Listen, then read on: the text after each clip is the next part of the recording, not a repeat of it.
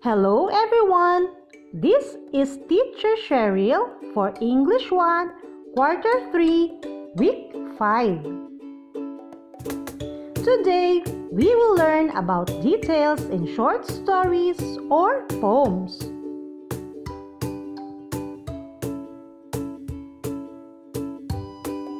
Our lesson objectives are: A. Note important details pertaining to character, setting, and events. And B. Give the correct sequence of 3 events.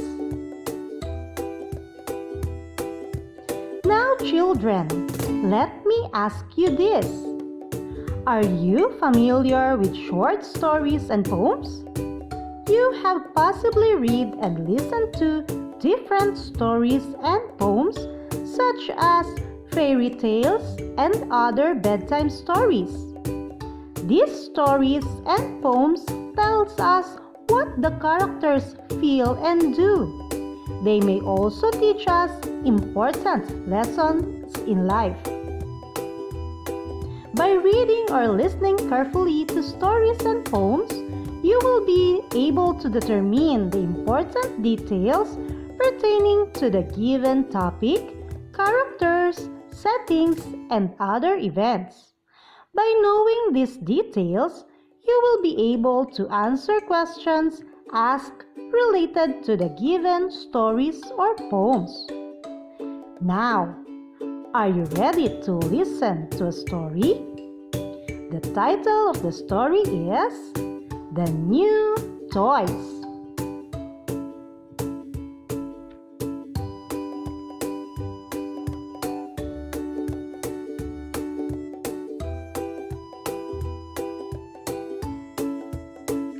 Jay and Joy have new toys.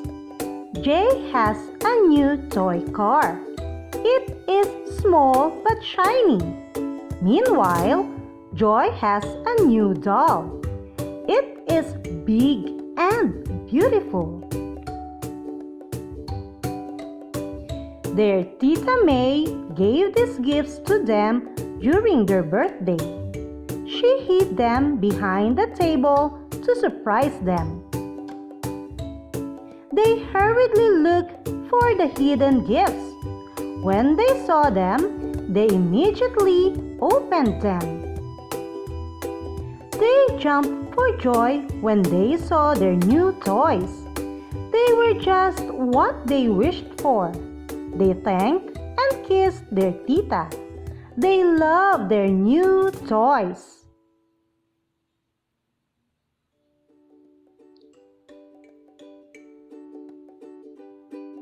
Now, are you ready to answer the following questions? Who received gifts during their birthday? That's right. Jay and Joy received gifts during their birthday.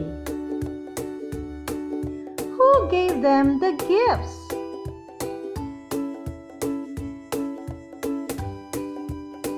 Their Tita May gave them the gifts. The next question is, where did she hide the gifts? Alright, she hid them behind the table. What gifts did they receive? That's correct. Jay received a new toy car and Joy received a new doll. And the last question is, what did they do when they found the gifts? Yes, they thanked and kissed their tita.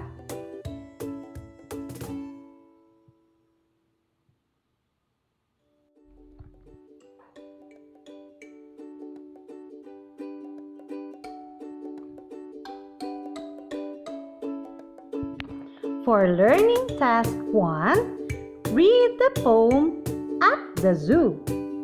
You may also listen to it by asking your parents or guardian to read it for you.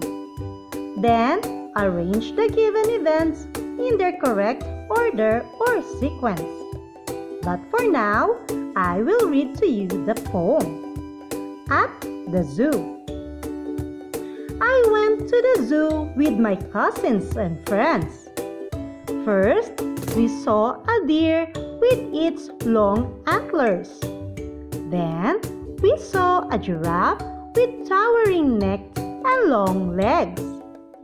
Then, we saw a monkey jumping from tree to tree. And then, an elephant with ears waving at me. Then, a crocodile with long tail and sharp teeth. Then, a bear as white as milk. Then, a zebra with stripes from head to feet. And then, a big lion sleeping in its den. It was a wonderful and amazing day at the zoo. Sequencing events. Look at the pictures. Using the poem that you have just read or listened to, tell which animal the characters first saw. Write A for the first animal, B for the second, and so on. Here we go. The letter A is the deer. The giraffe is letter B. The letter C is the monkey.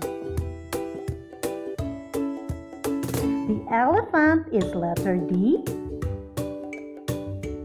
The letter E is the crocodile. The bear is letter F.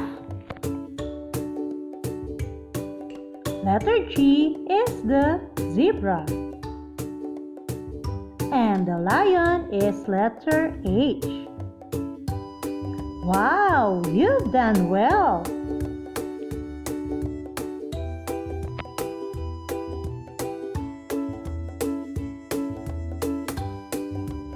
Learning Task 2. Read the story Spotty and Furry. You may also listen to it by asking your parents or guardian to read it for you. Then, answer the questions that follow.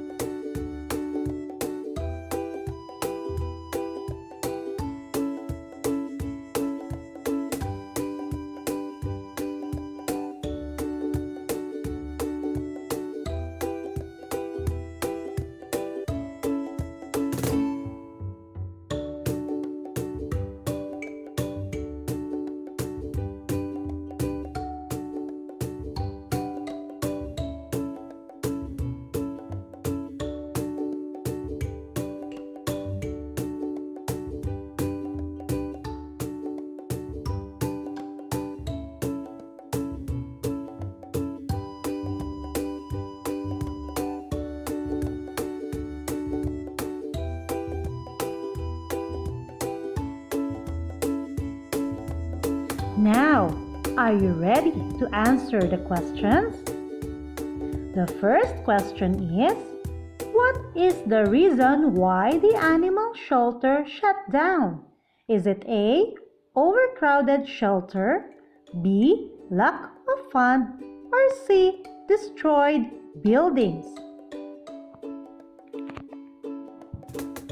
That's right, it's letter B, lack of fund. The next question is, what did the family do to save some animals? A, adopted a puppy and a kitten. B, gave donations to the shelter. Or C, both a puppy and a kitten. That's right, it's letter A, adopted a puppy and a kitten. The third question is, what animals did they adopt? Is it A, a kitten and a puppy, B, a rabbit and a kitten, or C, a puppy and a bird? That's correct. It's letter A, a kitten and a puppy. And the last question is, what did the speaker feel after adopting and naming the puppy and the kitten? A, sad, B, afraid, or C, happy?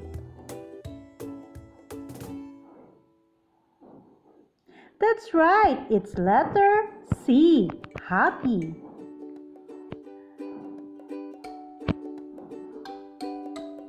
Now remember, short stories and poems are important sources of life lessons.